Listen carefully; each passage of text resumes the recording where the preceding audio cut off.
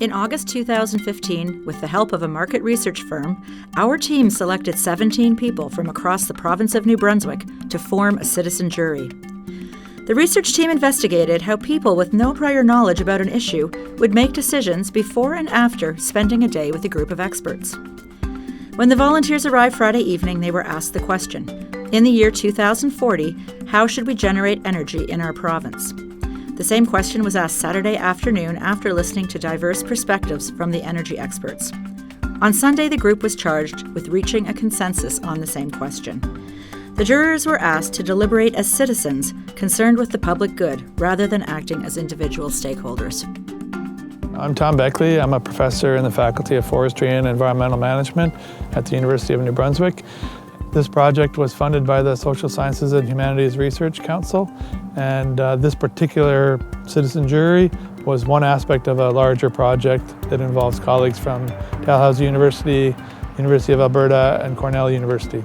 We wanted to gauge what average New Brunswick citizens thought that the energy mix-up should be in 2040. In a broader sense, we were looking for a new tool that we can use to sort of institutionalize public engagement on all policy issues, not just with energy.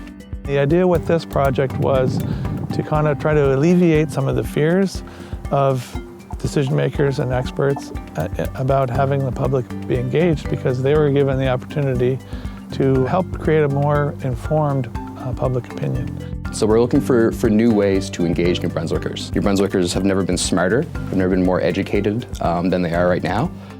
The way that we produce electrical energy is the biggest environmental issue. I mean, that in addition to the burning of fossil fuel. You know, if you drive a car, even if you use public transit, if you have electricity in your home, this is an environmental issue that you need to pay attention to going forward. What do you think is the most pressing energy issue for New Brunswick moving forward? Oh, I don't think there's any doubt. It's climate change, and it's going to be reducing carbon and meeting those requirements, you know, in the long term. I think we have some serious challenges given the investment that we've put into an aging and archaic system. I think that the rapid development of renewable energy, not just for New Brunswick, but for our society in general, is the most pressing challenge. The thing that I see is that the Power Commission itself is in a position to take leadership cautiously on this, and they seem to be ahead of the government. I think New Brunswick and the economy right now, cost is definitely a factor. So affordable energy, but also the use of renewable energy resources to be able to make it a greener alternative if possible. Well, again, I was pretty much a blank slate coming in. I don't have a lot of information, but it seems there's a lot of different options that come into it, whether it's the most affordable, what would be the most practical. So it looks like figuring those two things, that would be the biggest in my mind. I think the most pressing thing, firstly, is to take the current structure that we have and make it much more efficient. We don't have a projected increase of population, if anything, a decrease. We also have a retiring of the current infrastructure that we have in place over time. So you really have to look at possibility of solar, you have to look at wind, you have to look at tidal power and these other things. Over the next 25 years, just about all of the utility, MB Power's baseload power generation is going to need to be replaced. We need to figure out how to maintain that secure energy supply going forward. How do we incorporate the new distributed generation sources or opportunities that are out there that we can use, the new technologies, new forms of renewables? How do we bring those onto the grid? How do we make them effective sources of energy in our daily operations? One of the things that fascinates me about energy is all the different ways that you can produce essentially exactly the same commodity. Electrons moving through these wires performs all kinds of goods and services for us. And you can do it by splitting atoms, you can do it by running water through a turbine, you can do it by having sunshine on a panel, and you can do it by wind blowing through some blades. And the environmental consequences of all of those different means of generating energy are huge, and they're hugely different.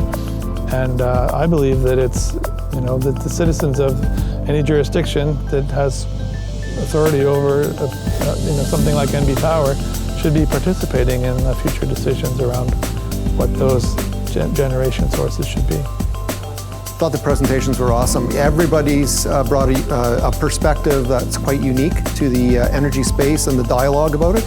So I think I found every one of them interesting. I've been working in this field for a while, and I still picked up some new information. Well, I really appreciate the technical expertise of the people from the Power Commission in particular. Having followed this for quite a long while, the change in their whole orientation is really encouraging because they understand what's happening with the technology in the renewable energy sector, and they're on board with integrating that into their system as much as possible. I think that the presentations so far have really driven home to me the need for individuals to kind of take responsibility for their energy consumption and also maybe where their energy comes from. Some of the things that I found most interesting and really that captivated my interest, I think, was the alternatives to what we're used to.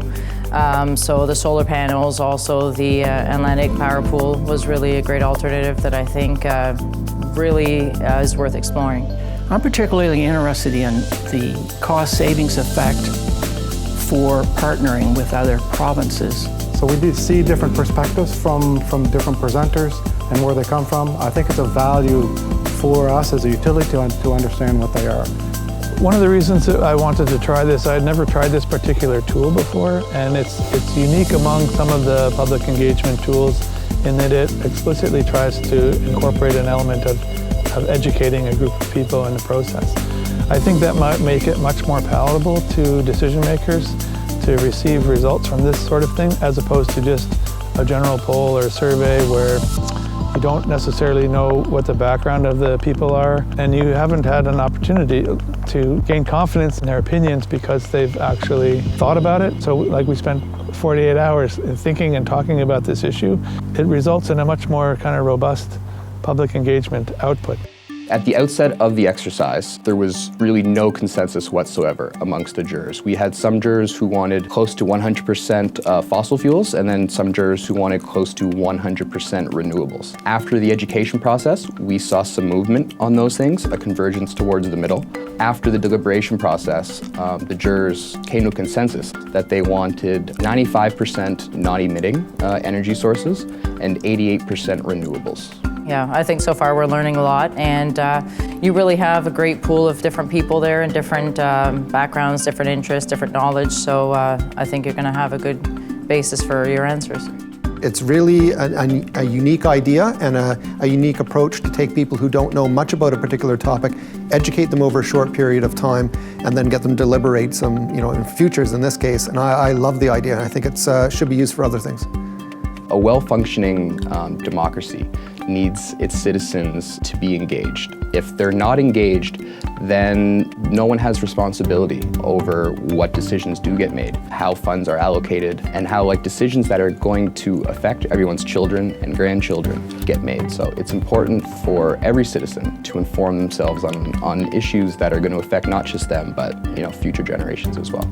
This is the first time I've come across this as a tool, but the way it sort of narrows down the people's attention, it seems to me the response of the jurors in asking their questions, they're really thinking about it. I mean, like a real jury, they have a problem in front of them and they have to come up with some sort of statement at the end. They will leave this process with a much higher level of understanding and engagement than they went into it. The citizen jury finished their 2.5 days together by writing and sending a letter to the New Brunswick Minister of Energy and Mines, the Honourable Donald Arsenault. Dear Minister and subsequent ministers of the province of New Brunswick, we are a group of 12 New Brunswick citizens randomly selected as part of a research project at the University of New Brunswick. The group deliberated over the weekend of October 3rd and 4th, 2015, to develop a 25-year electrical energy vision for the province. We believe that there is a strong and immediate need for action on climate change and effort. To read the letter, review their decision, or to learn more about the project, visit our website, Energy Transitions in Canada.